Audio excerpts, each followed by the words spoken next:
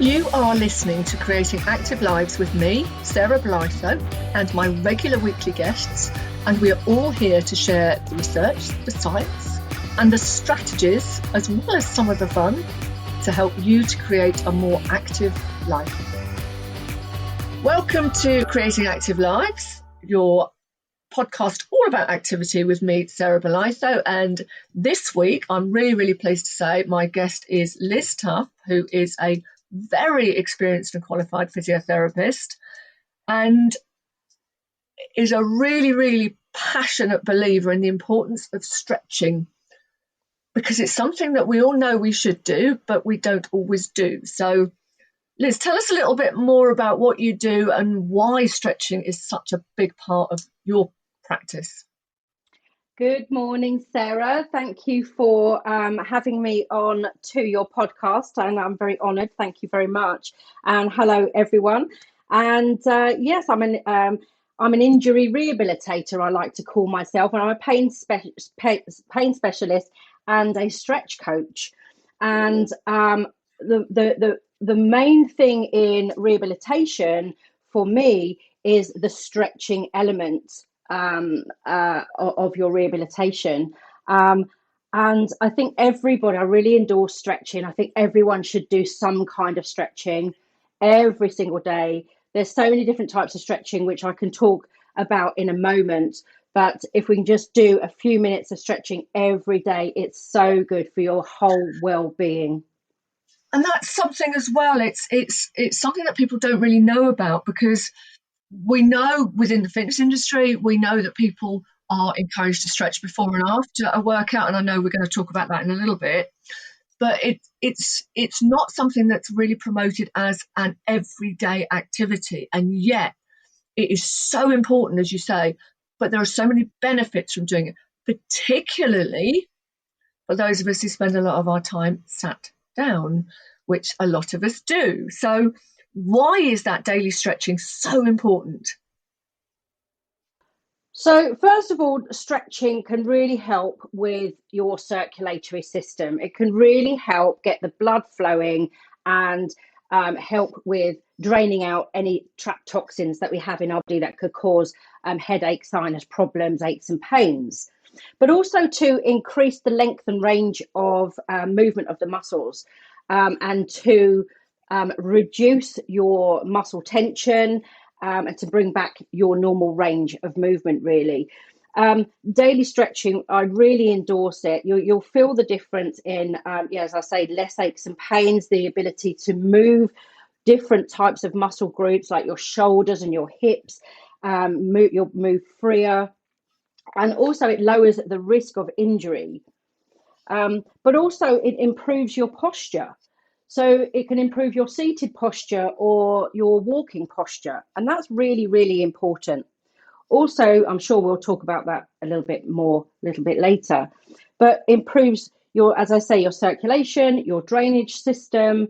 So we're not trapping in the toxins. It improves your coordination as well.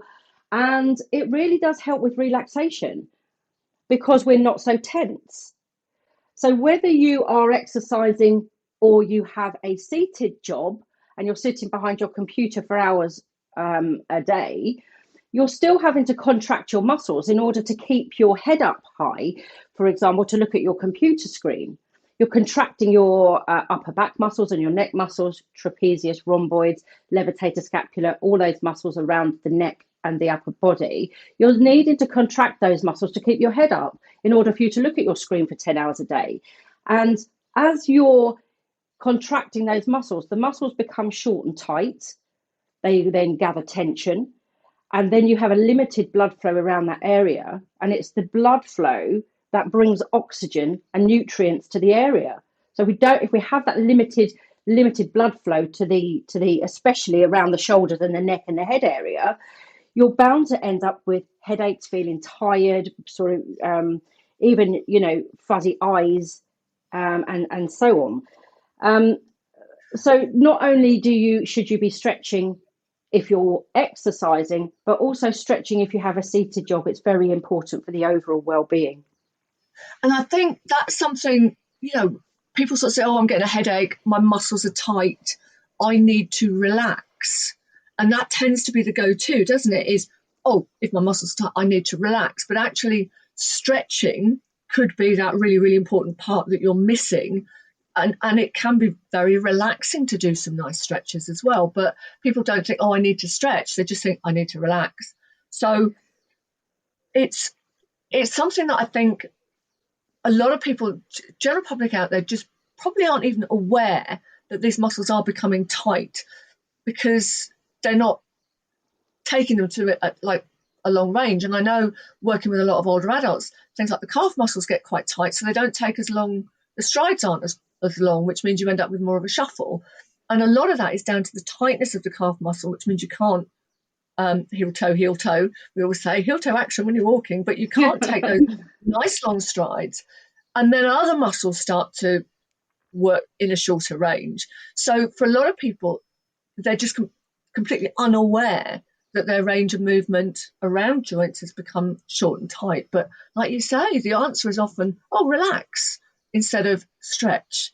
So yeah, exactly. And stretching can be very relaxing, because when you're stretching, one thing that I do always work with my patients and advise my patients is, you shouldn't be holding any tension in your muscles when you're stretching.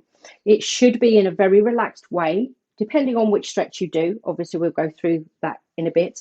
But stretching as a whole should be a relaxing thing to do. And you should be breathing, nice and deep breathing when you're stretching.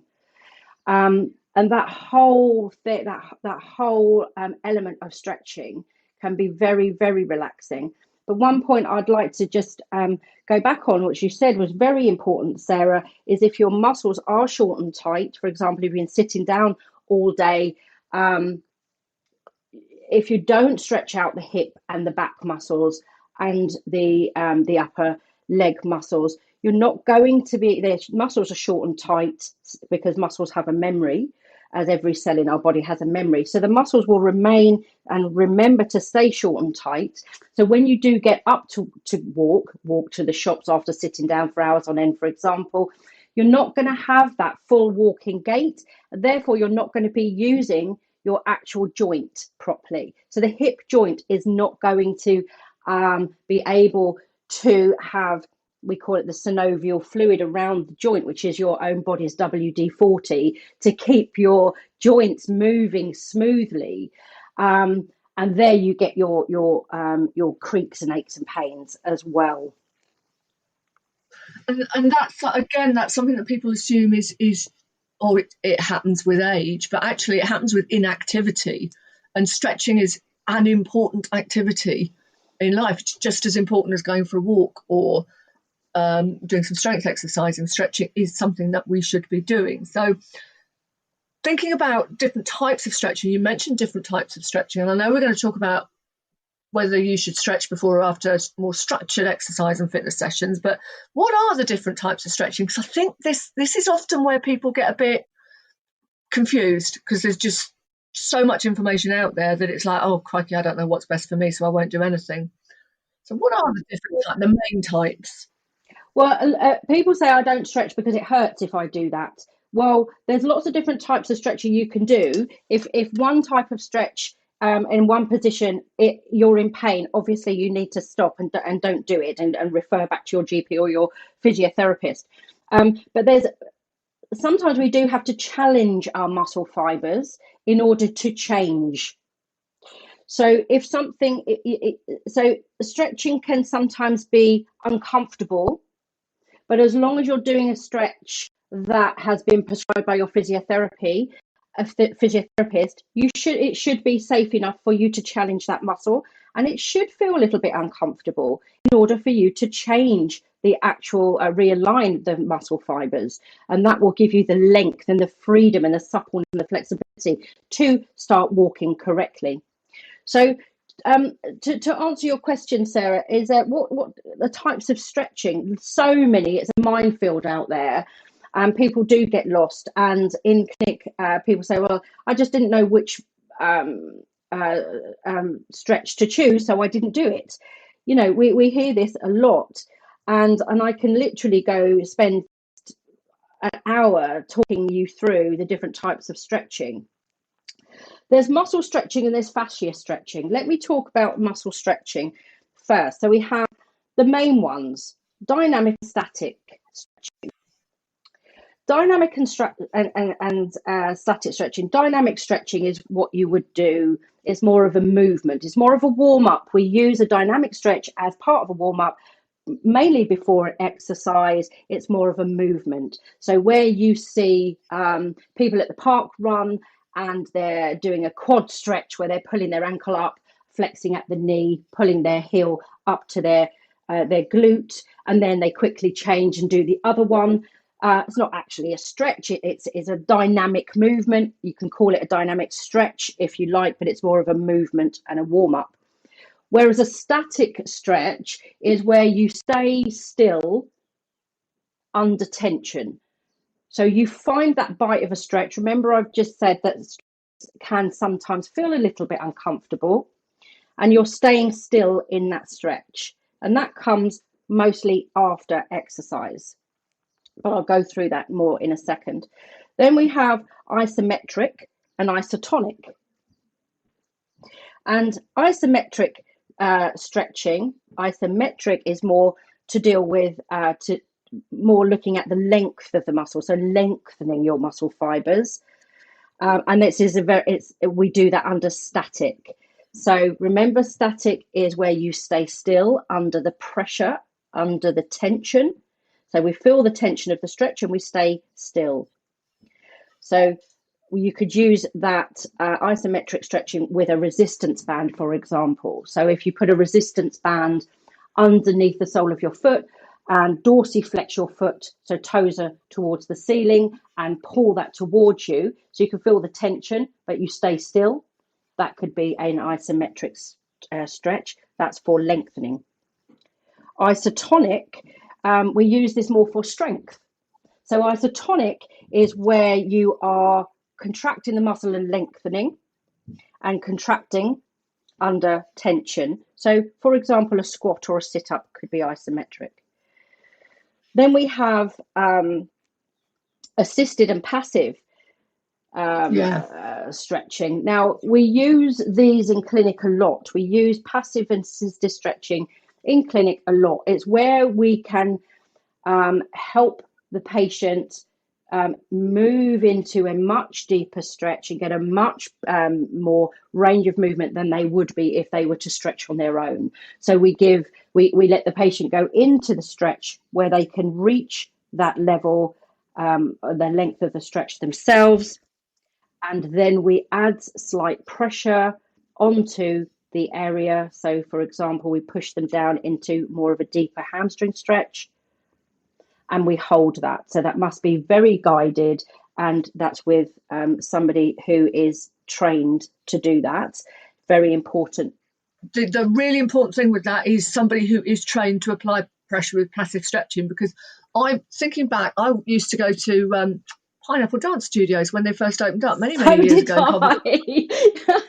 And some of the classes there, it wasn't so much applying pressure as force, and you ended up in so much pain afterwards. And you're using the word tension and discomfort, and this is something within fitness which I always used to teach. You should take your stretch to the point of mild discomfort. It should feel there should be some discomfort, but not pain.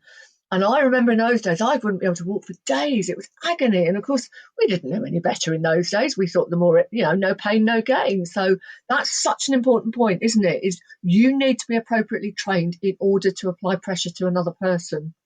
Yes, or you should have the guidance from your physiotherapist.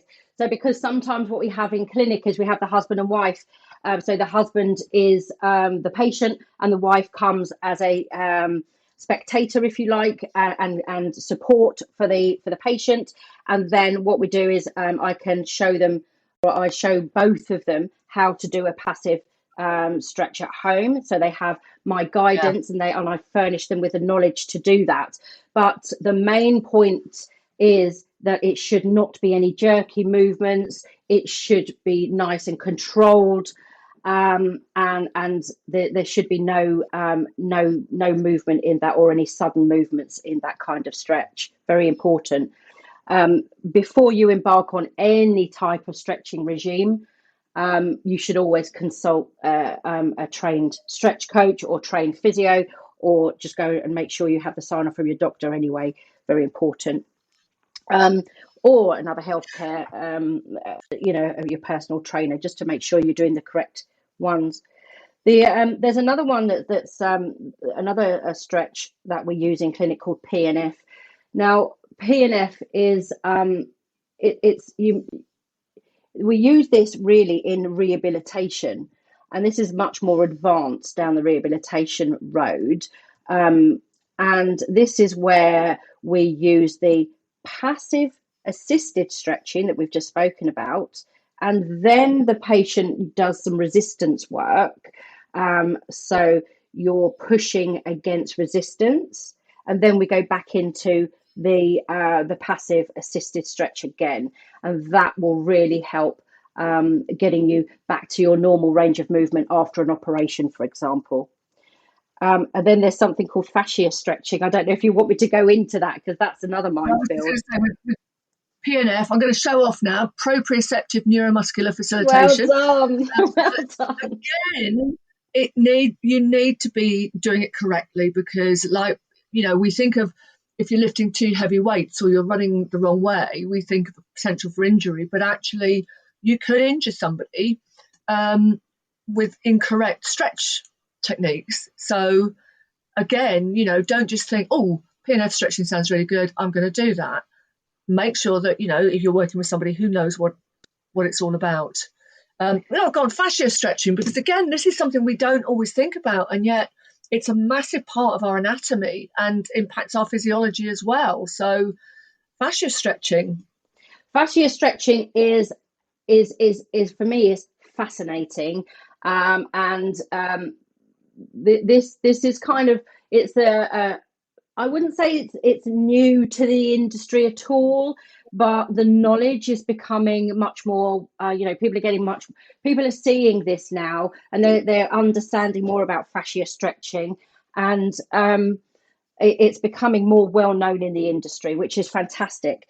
Now, the difference between muscle stretching and fascia stretching. Muscle stretching is we are stretching the muscle fibers, whereas fascia stretching, we're stretching the fascia.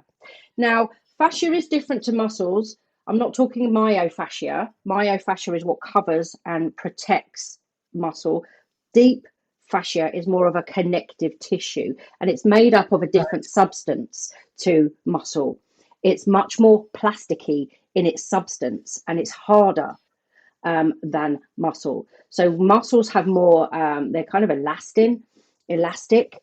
And so when we stretch muscles, it's more likely to ping back because of the elastic that's in the muscles. They ping back, so that's why we have to stretch the muscles constantly. Whereas fascia is a harder, plasticer substance. So if you think of heating up some hard plastic and you're stretching that out, it will stay stretched for much, much longer than a more supple, bouncier, elastic compound.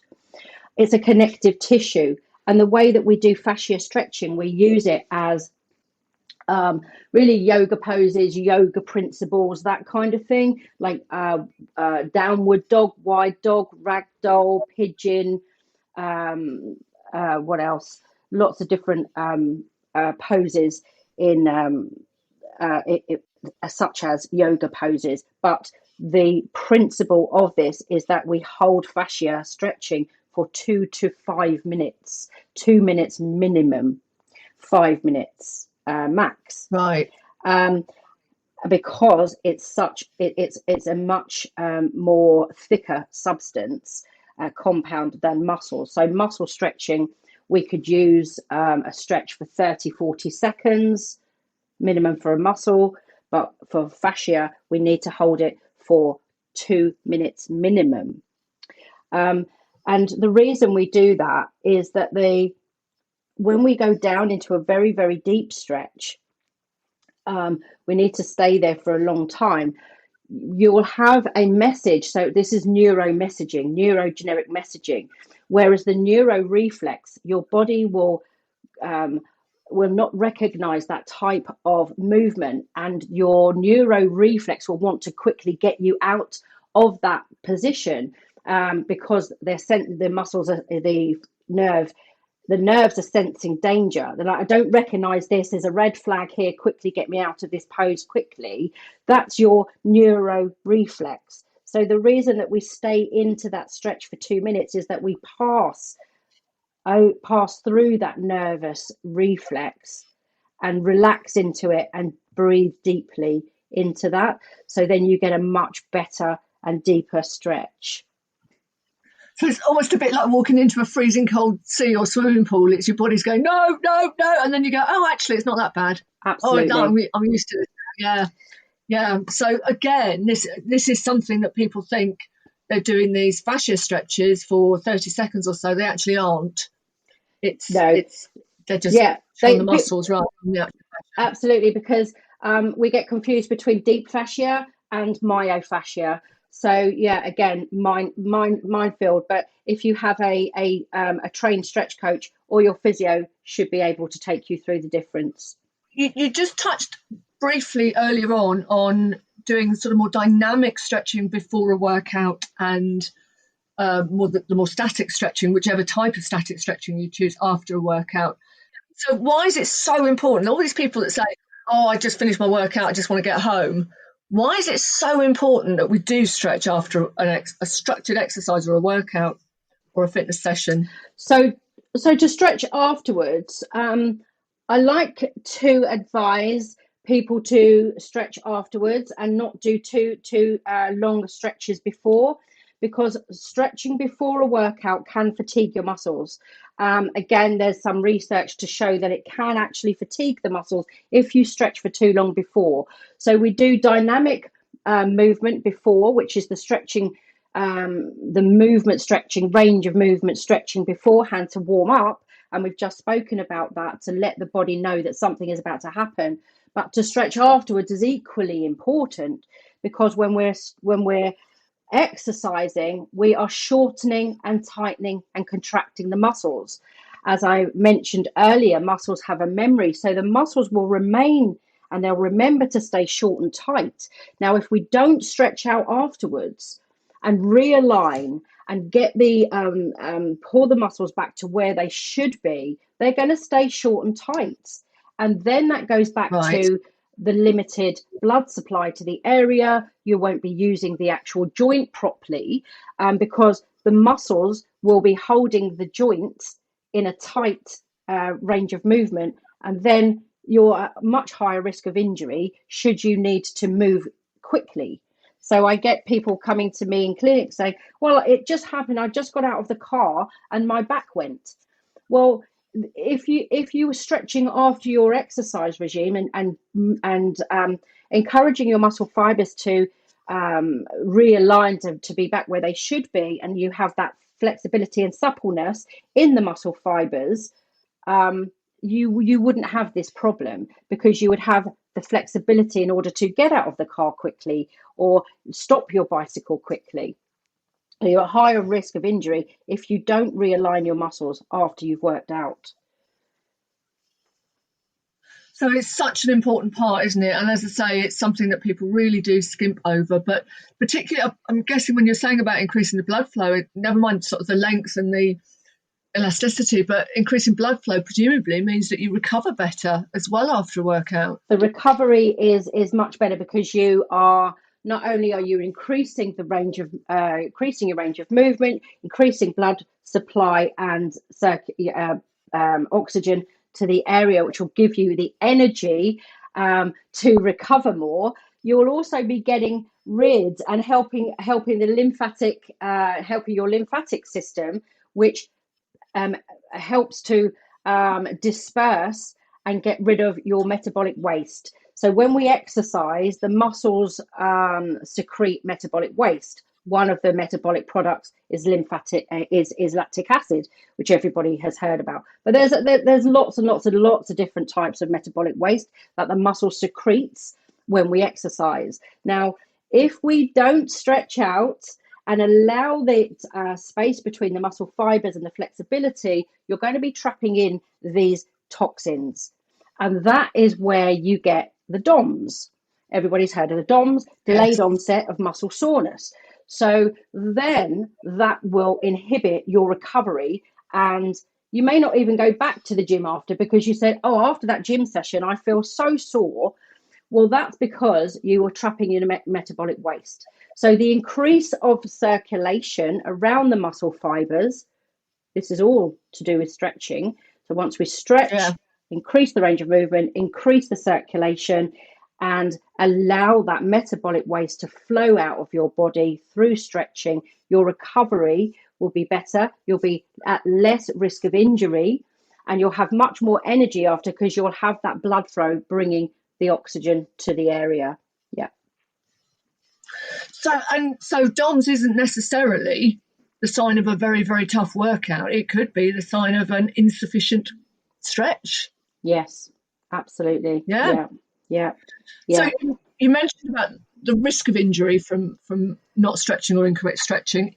What if somebody has an injury and they're kind of like, oh, I know I shouldn't work out, I shouldn't go running, or I shouldn't do weights. Should they be stretching if they've got an injury?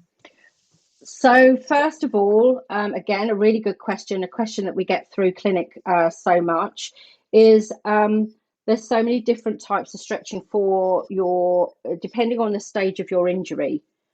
And it really depends on the stage of your injury, which stretch you should do. So if you have an injury, first thing I would do, you need to see your GP or your physiotherapist. The physiotherapist will guide you and take you through which stretch you need to do. The main point here is that if you feel pain, don't do it. If you feel pain, refer back to the doctor or your physiotherapist. But it should also be slow and guided and controlled. But definitely, yes, stretching is incredibly important element of your recovery, absolutely. But it has to be prescribed by your physiotherapist, is what I would say. It sounds to me like we need an awful lot more qualified stretch coaches out there, not just personal trainers and instructors, but we need so many more stretch coaches who can really, really give very specific individual advice to people, because it is, like you say, there's so many different types of stretching, and I know there's others that we haven't got time to touch on, but it's easy to get wrong without realizing you're getting it wrong, and it makes me just really think, let's get more stretch coaches out there and really understand and support people in this. So what would be your top tips then for somebody who's not particularly active, who's not really thought much about stretching, but is now thinking, gosh, I or my friends, my family, my clients, we need to be doing something for stretch. What would be your top tips? My top tips for stretching is, please stretch. Everybody should be doing stretching. It really doesn't. It doesn't matter whether you're 8, whether you're 80, whether you've got a seated job or whether you've got an active job. It really doesn't matter whether you work out or not. Everyone should be doing some kind of stretching. Another thing is, relax into it. Don't hold your breath. Breathe when you're stretching. Relax into it. It's not supposed to be a tough thing to do. It's not supposed to cause you pain. It's supposed to be relaxing. So breathe and relax into it and enjoy it. Do some stretching on a daily basis, please. Even if it's 10 minutes, 5 minutes of stretching, do something. It should be light and gentle. Always have your stretching prescribed, if you can, by a professional physiotherapist or personal trainer or your doctor. And if you feel pain, stop. Just remember, if you don't challenge yourself, you won't change. And this applies to every aspect of our life anyway. So we need to challenge our bodies into a stretch. Otherwise, you're going to stay short and tight. So yeah, do some every day, but make sure it's light and gentle, no jerky or bouncy movements. And of course, as we get older, the flexibility of our muscles, the function of our joints can deteriorate. But by staying active, by stretching regularly, doing those dynamic movements, we can really sort of avoid that or delay it. And so much of what we say is, "Oh, it's because I'm getting older." No, it's because you're not moving in I'd any way like whatsoever. And I had an example. Sorry, Sarah, just to interrupt, and it just reminded me that I had an elderly patient, and she was complaining of pains in her knees. Of course, I'm not going to get her to do a deep squat, deep lunges. We're not going to do that straight away. And what she was doing was walking sideways up and down the stairs. So yeah, when she would bend her knees, she'd get pain. Now, sometimes that can be because the muscles are so short and tight that to actually go into that range of movement was just too painful for her. But doing some gentle stretches with this patient on a daily basis, very short, gentle stretches, prescribed stretches, she's now able to walk up the stairs properly, use the knee joint properly, use the hip joint properly, and she's out of pain. And this was all to do with stretching and not painkillers, not any chemicals at all. So yeah, really good success story. And she's 83. and that's so important, isn't it? It doesn't. That's not somebody who needs to go to the gym and do all sorts of rehabilitation exercises. Just simply stretching is enough to make the difference between her being in pain and not in pain. And if she's not in pain, she's likely to go off and do more things naturally in her everyday life, which in turn will start to strengthen her muscles, strengthen her cardiovascular system.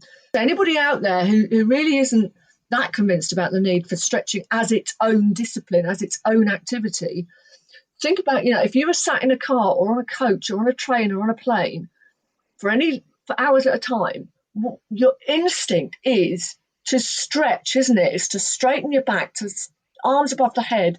Really, I need a good stretch. We know we need this from like enforced periods of stillness, if you like, such as long travel. But we don't necessarily link that, hang on a minute, I'm sat down for a big period of my day. Why aren't I?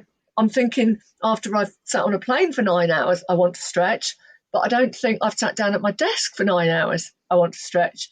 So it's weird, isn't it? We know it's important, but we don't necessarily apply it to everyday life. And for me, like I say, this podcast on raising awareness of activity, stretch is a really fundamental part of our activity. Look at kids, look at cats, look at dogs, they stretch.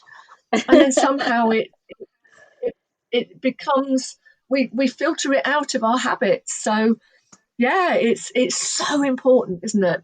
Oh, I was just going to go pick up on the pain aspect of it, how important it is. When people are in pain, it might not necessarily mean that you have to go and dash and get some painkillers and then put chemicals into your body. It might mean that your muscle fibers your soft tissues are so tight that when you want to do a certain movement, they're pulling on the joints, and that's when you get pain. So if you're stretching out on a daily basis, even if it's just 10 minutes and hold your stretch for 30 seconds, all you need to do is hold a stretch for 30 to 40 seconds. It only needs to take 5 to 10 minutes a day. It could get you out and help you out of pain significantly without any need for any chemicals. And that's it. And if I was to say, look, go to the gym and I want you to go into a deep squat and hold it for ages, people would expect to have some sort of DOMS or impact the following day. And yet we sit in the same position, which means our muscles are contracted in the same position for much longer periods of time, and we don't expect it. So yeah, so everybody out there, let's get stretching. Thank you so much for this, because it breaks down what is often a very misunderstood element of everyday activity, but also a very complex one, ultimately. If people wanted to contact you or wanted to find out more, where can they find you? They can go to bodyfirst.clinic. That's the website, bodyfirst.clinic, or they can find me on physio_Liz on Instagram. And you work with, you've worked with top flight athletes, you work with like your 83-year-old who's got sore knees. There's no ideal population for stretching, is there? It's something for all of us, which I think is just, it's something that's coming across, is your passion for the fact that at its simplest, this is what we should start with. Almost. Yeah. Everybody should be doing something. Look, just going back to sitting down for hours a day, you've got to contract your hip muscles. Otherwise, you'd slide off the chair. So, if you're 80 and you're sitting down for hours, you need to do some stretching. If you're a professional rugby player, maybe you need to do a little bit more stretching as well. And just everybody in their daily life. If you're experiencing pain, it could be that you're not stretching enough, but make sure you choose the right stretch. Make sure you have a prescribed stretch from your physio, but in any case, just get moving, even if it's dynamic stretching. Brilliant. Liz, thank you so much. This is something I feel quite passionate about, and I'm really pleased that you've come on to chat about the importance of this, because it's something to build into your everyday life, not just for workouts. So thank you very much for coming on. You've been listening to me, Sarah Bolitho, with my guest, Liz Tuff. Thank you for having me, Sarah. We will be back soon with another episode, but in the meantime, keep listening. Thank you. Thank you for listening to Creating Active Lives with me, Sarah Bolitho, and my guests. Join me each week for more on how to create and sustain everyday activity, and follow me online at Fitness Career Mentor or Fabulous if you're interested in career development and more on creating active lifestyles.